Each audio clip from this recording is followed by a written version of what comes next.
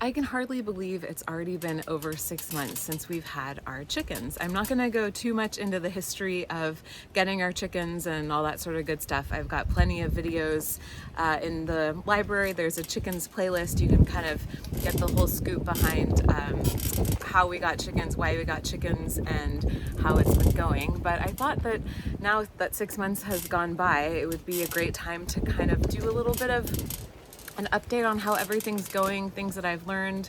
I'm by no means a chicken keeping expert, but I feel like in the past 6 months I've learned a lot, and I feel pretty confident about the way things are going and how our chickens are thriving. We have 7 hens, all hens, no roosters. Thankfully, we got them as pullets, which meant they're about 8 weeks old when we got them. And I am apologizing because it is so windy today. I have my tripod set up inside my greenhouse. I'm standing outside. I'm hoping that's shielding the sound a little bit, but you can see my hair is crazy and I just really wanted to make this video, so I'm just going with it. Anyway, so the chickens were 8 weeks old when we got them. They're called pullets at this stage, and that means that they're able to survive in a coop, in a run, without having additional heat or any other sort of, special, chicken growing up sort of things. They were so cute when we got them. We immediately named them. I think they were all named within a couple of days, but we have 2 buff Orpingtons, Lulu and Lola, and we call them the twins. They look just alike, except Lola has a larger comb than Lulu.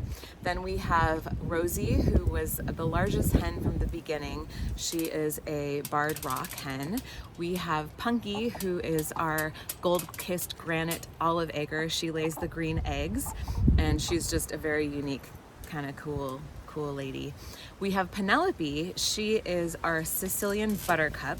We originally thought she was a golden campine, and then her comb developed into this like double crown formation, and I did some more research and figured out that she's a Sicilian buttercup. She's the smallest hen.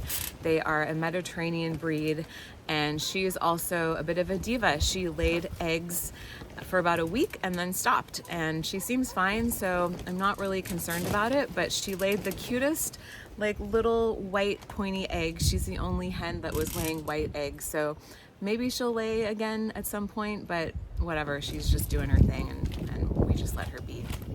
Let's see, then we have Brave, who is our redhead. She's the Rhode Island Red. And who am I missing? Oh, Carly. Carly is our lavender Orpington. So she's the same breed as Lulu and Lola, but she has these really pretty silvery gray feathers. So let's see, this is Sunday. Sunday I call my chicken chore day because it's the day that I just really kind of clean out the chicken coop, clean out the chicken run, scrub their waterers to make sure they're really clean. I change the water every day, but some of the waterers just need some scrubbing. They can build up mildew and algae, especially in the warmer weather. It doesn't happen so much now that it's fall, which is really nice. But I think that the fact that I've managed to keep them healthy and thriving for 6 months is pretty good. We have not really had any sort of health scares. We had a potential, I thought that we maybe had a little bit of a coccidiosis outbreak in the very beginning. You can maybe kind of think that may be happening if it looks like there's any blood in their stool. It's sometimes difficult to tell because chicken poop has a lot of variety, and you learn that very quickly because chickens poop a lot. So that's something you have to get used to. It's not so bad. It can be stinky and it can be just a lot, but you get used to it, and there are ways to manage it. So anyway, with the coccidiosis scare, I did some research. We live actually really close to UC Davis, which has an amazing veterinary school, and especially for agricultural, they do animal care for farms. So I called them, and they basically recommended bringing in all the chickens since I didn't know which hen it could be. And considering all of them seemed to be acting normal, the best course of action that I decided to do was to buy some medication. It's called Corid. You just follow the directions, put it into their water, and everything seemed to clear up and they were fine. So felt pretty fortunate about that. Other than that, I think just kind of making sure that they are well cared for, that they have a clean environment to be living in. If there are any like out of the ordinary environmental considerations like heat, cold, rain, just to be sure that you're doing whatever you can to manage it and make sure that they're comfortable. We had just insane heat waves this year, which were awful, and I have a bunch of videos about managing that. Thankfully, I think that's over. We're in Northern California. It doesn't get too cold, so I don't think we're gonna have to do too much in the way of keeping them warm. Their coop is pretty well insulated at night, which is when the temperatures get their lowest. So we'll see how it goes. The other thing that we recently did is Dennis purchased a solar powered camera that we installed in the coop. And we're considering using this in case we ever go out of town. We'll, have people come and check on the hens, but it's kind of fun to be able to see them at night in their roost and just make sure that everyone's accounted for. There goes my tripod. Making sure that everyone's accounted for, everyone's safe. It also can swivel, so you can, if the top door to the coop that leads to the run is open, you can also see into the run. So just kind of see what's going on, make sure they have enough food and water and all that sort of good stuff.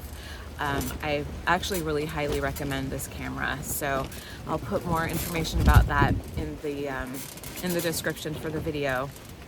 But I also wanted to spend some time talking about the products that I enjoy using. Chickens are relatively low maintenance. I mean, they just need fresh water, they need good food, they need a couple of supplements to kind of help them, and then there's the fun stuff like giving them treats. So we are giving them organic layer crumble food. That's pretty much it for their food. I have also bought some layer mash by a company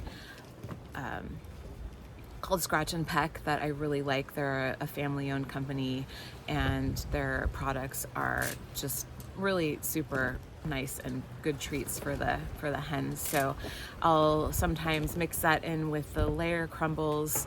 I also give them oyster shells. The oyster shells help to provide calcium, and so this helps to keep their shells strong. And when the hens first started laying, their shells, I noticed, were not brittle, but a little bit more difficult to crack. Like when you have a store-bought egg, you crack it and it's this really crisp sort of breaking open. With our hens, you kind of have to crack them. They kind of break a little bit, and then you have to open them up to get the actual egg and the yolk out. So I have noticed that using the oyster shells has helped with that. So I give them that. You don't mix it in with the food, you kind of just leave it out on the side and they can go for it when they feel like they need it. The other product I give them is a layer grit, and this is something, it just looks like rocks. It goes into the gizzard and helps them with the digestion of the food that's in there. So pretty straightforward.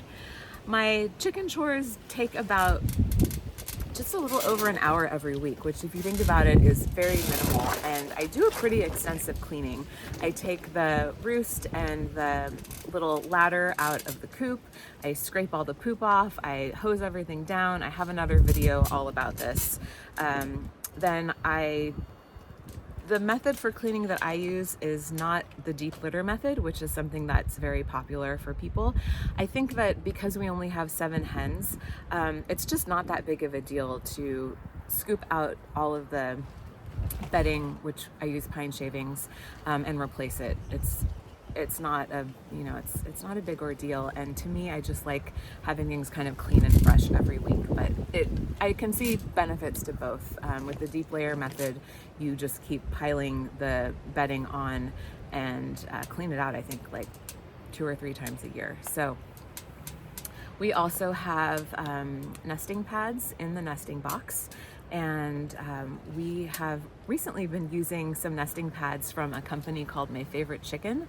They sent us some of their products as a gift to try out, which is really cool, and thankfully I love the products. So I've been using their nesting pads. They are the thickest I've ever seen. They're so thick, I actually cut them in half and then kind of spread them out, and they fill up each nesting box. The hens love them. They've also given us some hemp bedding, which is a totally different texture than the pine shavings that I've been using. I still use the pine shavings in the coop, but the hemp bedding I use in the run. So every week I also clean out the run, I scoop all the poop out, and as you can see, it gets kind of funky in there. So it's nice to kind of throw some of this hemp bedding down. It is not as dusty as the pine shavings. It distributes really easily. So since I'm doing this today on a really windy day, it'll make things a lot easier. And it just helps to absorb and kind of pick up the poop. It's easier to scoop things out. I really, really like it. The third product that I have done a few videos on are their nesting box herbs. And these are just a super treat, I think. It's a mixture of all these organic herbs and flower petals. It has rosebuds, and you can throw it into the nesting box. It smells incredible. I also throw it into their dust bath. I throw it into the run, and they really enjoy it. I kind of want to like throw it into my own bathtub, to be honest, because it has lavender, it has roses. I mean, it's just as great for humans as it is for chickens, I think. So My Favorite Chicken, these people know what's up for chickens. So I guess in closing, what I would say is in these 6 months, I have really learned that I think anyone can keep chickens if you have the time and the space. Thankfully we have a pretty large backyard and it's fenced in. So during the day, or anytime we're home really, we will let them free range in the backyard. And I think maybe the biggest issue with that is the poop, because they poop everywhere. We have a patio, so you have to clean that off. But it's just really fun to see them running around, enjoying the shade under the trees, under the bushes, being able to look for, buried treasures in the grass. I think it really just adds to their happiness. And we have really bonded with these chickens too. They're entertaining. They're just really funny characters. They know us. Every time we run out into the backyard, they just come running towards us, hoping that we have treats. It's just fun to sit outside and be with the hens. It just brings a sense of calm and relief, especially after a long day. So I really don't have anything to say against keeping hens. And of course the eggs are incredible. So we basically get, right now we're getting 5 to 6 eggs a day. The eggs are delicious. We're giving them to our families and friends, our neighbors. We're using as many as we can in our own cooking.